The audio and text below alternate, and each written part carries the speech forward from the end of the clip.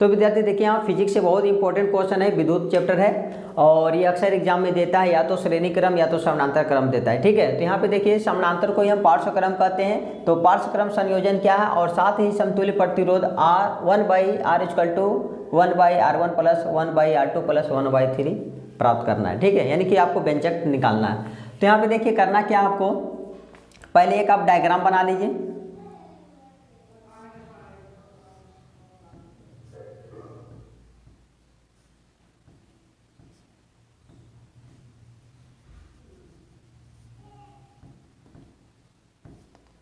ये आपका हो गया दूसरा प्रतिरोध, ये आपका हो गया तीसरा प्रतिरोध।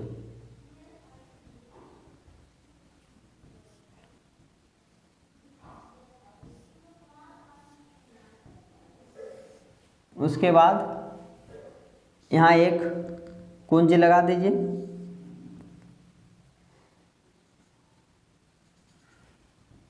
उसके बाद यहाँ एक आप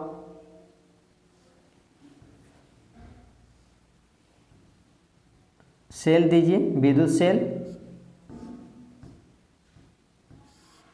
और यहाँ एक एम्पियर लगा दीजिए।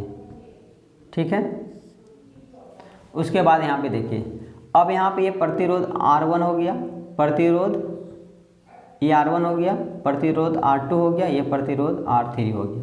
अब यहाँ पे दो ही गो सिरा है, दो सिरा है, इसीलिए इसका विभवांतर, दो सिरों के बीच के विभवांतर केवल V बनेगा, केवल V बनेगा। यहाँ पे V1 V2 V3 नहीं बनेगा। ठीक है, लेकिन यहाँ पे जो धारा वो होगा वो अलग अलग होगा। I1 यहाँ धारा लगेगा, I2 यहाँ धारा लगेगा, I3। ठीक है, यानी कि इसमें जाने वाला विद्युत धारा अलग अलग होगा। ठीक है, I1 I2 और I3, यानी आपका ओम के नियम से अब I बराबर फार्मूला का यूज होगा। उसमें V क्या था, दोनों यानी कि बीच के विभवांतर अलग अलग था, V1 V2 V और V3 था, इसलिए हम V का फार्मूला लिए थे। अब क्या है, इसमें धारा जो अलग अलग है, इसलिए हम विद्युत धारा यानी कि I का फार्मूला यूज करेंगे। ठीक है, तो पहले हम लिख लेते हैं कि पार्श्व क्रम संयोजन क्या है। आपको डायग्राम बना लीजिएगा एग्जाम में। ठीक है, डायग्राम से ही समझ में आएगा।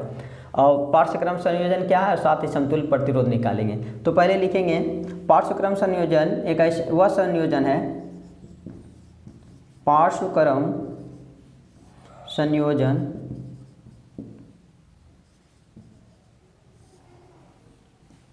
पार्श्व क्रम संयोजन एक ऐसा संयोजन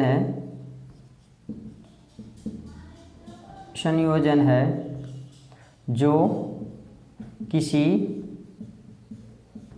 किसी चालक तार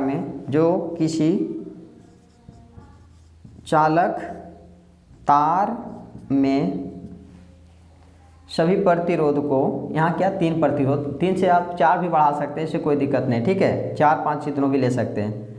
चालक तार में सभी प्रतिरोध को, चालक तार में सभी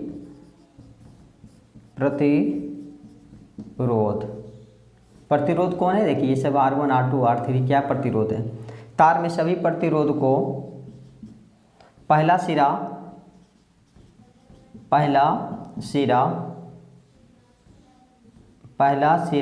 ये देखिए पहला सिरा हो गया आपका। ठीक है, ये पहला सिरा, ये आपका हो गया दूसरा सिरा। प्रतिरोध को पहला सिरा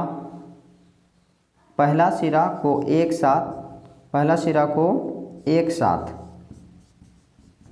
साथ तथा दूसरा सिरा को एक साथ जोड़ दिया जाता है,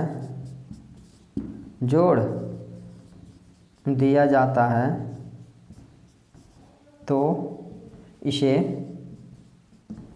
पार्श्व क्रम संयोजन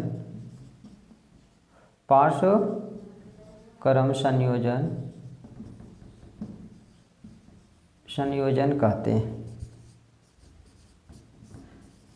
ठीक है, इतना लिख लीजिएगा। जब सभी प्रतिरोध का पहला सिरा को एक साथ और दूसरे यानी कि सभी प्रतिरोध को दूसरा सिरा को एक साथ जोड़ दिया जाता है, तो इसी प्रकार के संयोजन को हम क्या कहते हैं, पार्श्व क्रम संयोजन कहते हैं। ठीक है, अब यहाँ पे देखिए व्यंजक प्राप्त करना है, तो ओम के नियम से आप लिखिए। फिर लिखिए ओम के नियम से। ओम के नियम से। ओम के नियम में ये फार्मूला याद रखिएगा, आर बराबर क्या होता है, V बट्टा आई। अब आपका डिफरेंस यहाँ पे देखिए I1 I2 I3 आपको मिल रहा है, ठीक है। तो हम I का फार्मूला यूज करेंगे। तो I के लिए क्या करेंगे हम, देखिए क्रॉस मल्टीप्लिकेशन करेंगे तो V बराबर IR होता है, लेकिन आपको चाहिए क्या, I, इसीलिए V बट्टा R equal to I. V का V रह गया, गुना से गया, भागा में R आ गया, तो I बराबर फार्मूला क्या बना, V बट्टा R।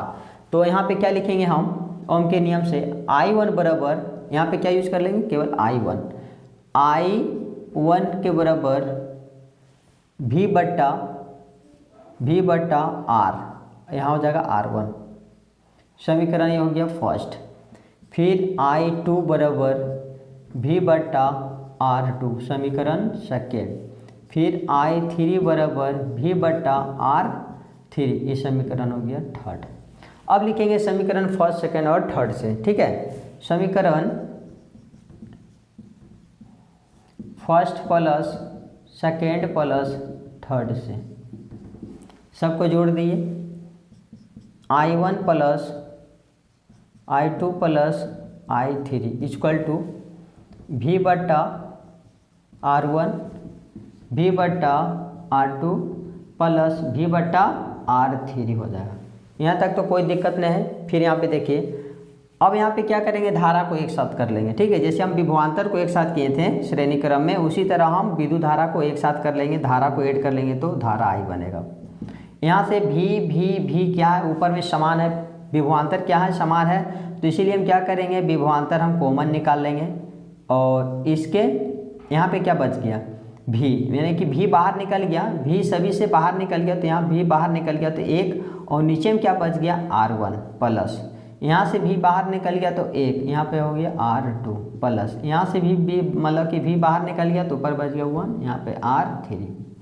अब यहाँ पे देखिए I बराबर जो फार्मूला होता है, देखिए क्या होता है, I बराबर फार्मूला जो होता है I बराबर V बट्टा R होता है। I बराबर फार्मूला क्या होता है, I बराबर V बट्टा R। तो यहाँ पर I है तो I का फार्मूला लेंगे केवल V बट्टा R। क्या लेंगे हम, केवल V बट्टा R इक्वल टू, पहले से क्या है V है, अब ब्रैकेट में क्या है 1 बट्टा R1 प्लस 1 बट्टा R2 प्लस 1 बट्टा R3। अब ऊपर से भी इक्वल टू में तो कट जाएगा, उधर भी और इधर भी ऊपर में ये है, ठीक है। अगर ऊपर नीचे रहता तो नहीं कटता, यहाँ ऊपर और ऊपर है तो इसलिए भी कट गया, तो ऊपर में क्या बच गया 1 बट्टा R इक्वल टू, ये कट गया तो क्या बचा 1/R1 प्लस 1/R2 प्लस 1 बट्टा R3। ये आपका प्रूफ हो गया, यही प्रूफ करना था, ठीक है।